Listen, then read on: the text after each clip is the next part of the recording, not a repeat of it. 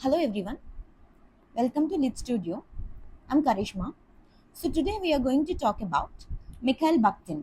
Okay, this is class 7 in our structuralism series.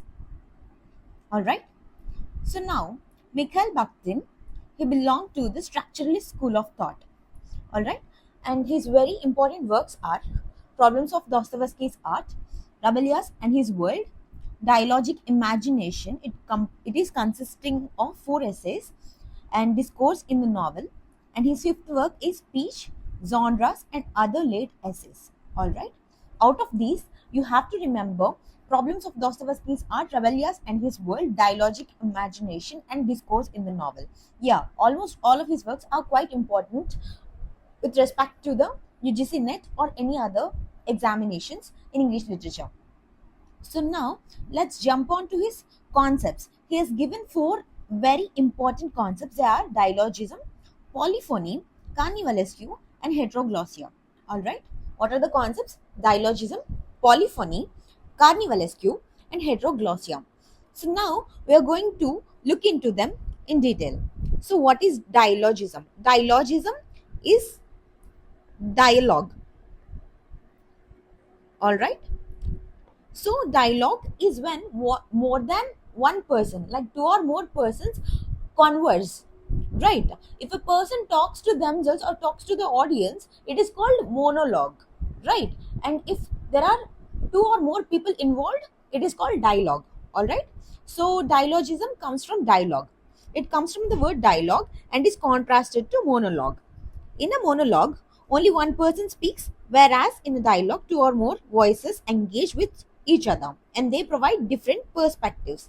See, that is what happens when there is dialogue involved in a text or in a drama. We get to know about multiple perspectives of multiple people in contrast to monologue, because monologue talks about a truth of a single person, right? It doesn't offer any different perspectives, but dialogue offers multiple point of views of multiple people. The central idea for a monologue is that single voice speaks the only truth, right? So when there is only one absolute truth involved, you wouldn't know all the different perspectives of a text. That is the reason why Mikhail Bakhtin says the dialogism present in the text would increase the depth of the text. All right. In a dialogic speech, there is multiplicity of perspective and thereby multiple truths. That is, the truth becomes something which can be debated. Right? Bakhtin uses dialogism to discuss the distinction between novels and poetry. In poetry, we see there is only a single truth. Right? There is monologue. But in novels, we can see dialogues. In poetry, Bakhtin argues that words are monological in nature. That is, there is only one particular meaning. On the other hand, in prose, fiction, words are used dialogically. That is, in a novel, one view is contrasted by another view. Alright? That is the entire concept of dialogism. Dialogism offers multiple perspectives because there are multiple people speaking multiple truths on multiple levels. Right? In a monologue, there is only one absolute truth. When you can see a story, understand a story from various perspectives, only then you can understand the story completely, right? So that is what dialogism means. Mikhail Bakhtin talks about the concept of dialogism in his work Problems of Dostoevsky's Art. All right, and then we jump on to polyphony.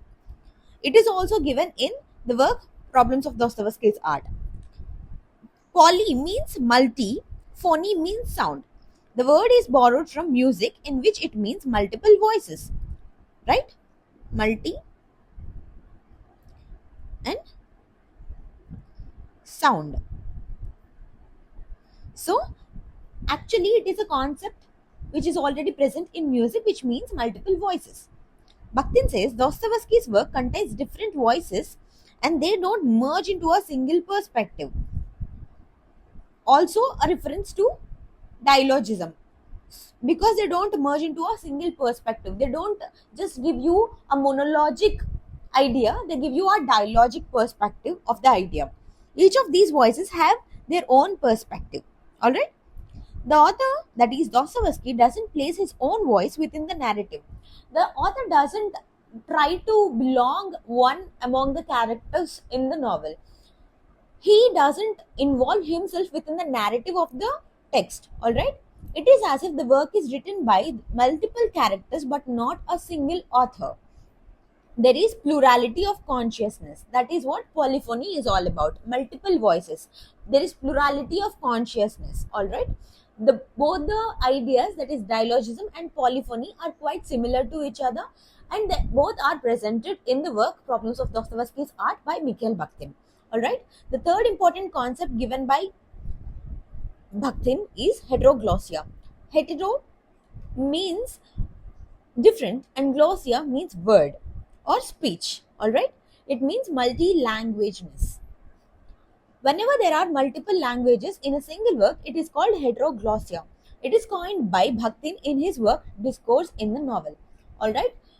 We have discussed terms from Problems of Dostoevsky's Art and Discourse in the Novel as of now, and we'll soon discuss other important concepts from other works in the later part of the video. But now heteroglossia means other or different word or speech. All right, other speech. So if you come across a text wherein a character is bilingual or speaks, if the text happens in English and the character happens to be a South Indian, in some of the other forms, other places in the text, we can see him speaking his native language, right? Then, for example, if he is a Telugu person and he speaks Telugu in some aspects of the text, I would be feeling very relatable to the character, or I would enjoy the character, I would enjoy the dialects in a much more deeper sense. All right. So that offers a lot of perspective to the text. All right.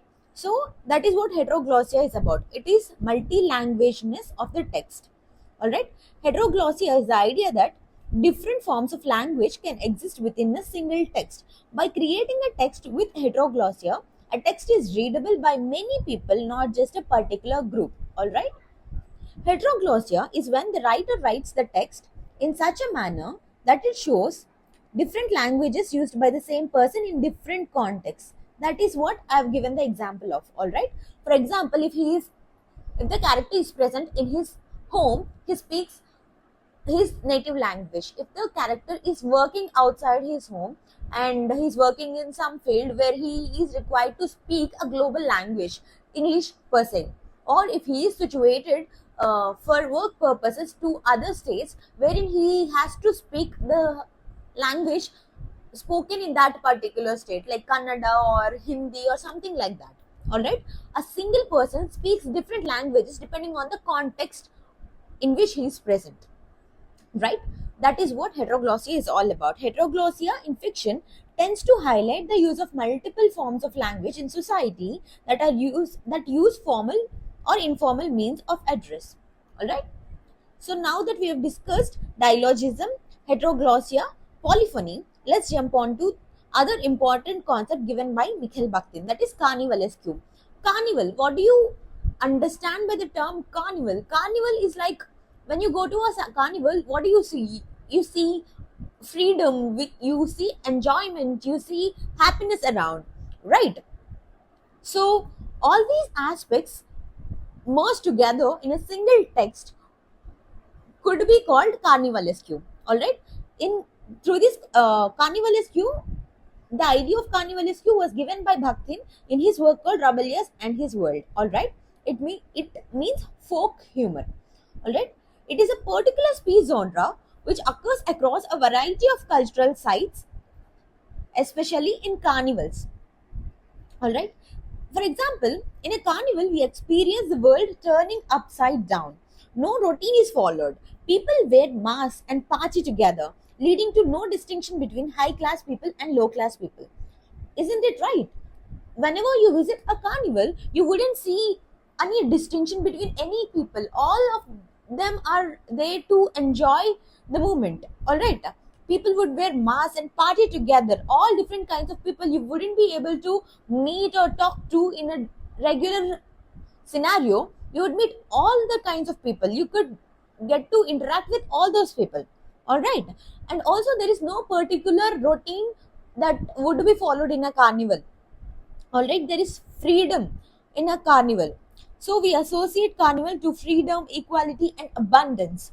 Bakhtin argues that a kind of literature can be produced which reflects the spirit of the carnival. So, what is the spirit of the carnival? The ideas of freedom, equality, and abundance. And Bakhtin says we can produce a work which would reflect the spirit of carnival. According to Bakhtin, carnivalesque is a kind of writing in which there is no dominance, no class conflict, there's chaos and humor, and all the rules are distorted. All right. A very known example of carnivalesque would be Wise Children, written by Angela Carter. All right. So these are the important concepts written by Mikhail Bakhtin. The concepts are dialogism, polyphony, heteroglossia, and carnivalesque. All right. And his important works include Problems of Dostoevsky's Art, Rebellious and His World, Dialogic Imagination, which is composed of 4 essays, Discourse in the Novel, Speech, Genres, and other late essays. All right. I hope you understand everything that's been discussed in this video as of now. So please make sure you write all these concepts down in your running notes and revise them. The exam is coming near, so I hope you are preparing well. Also, I'll be uploading videos much frequently, so please make sure you subscribe to the channel. Yeah, thank you.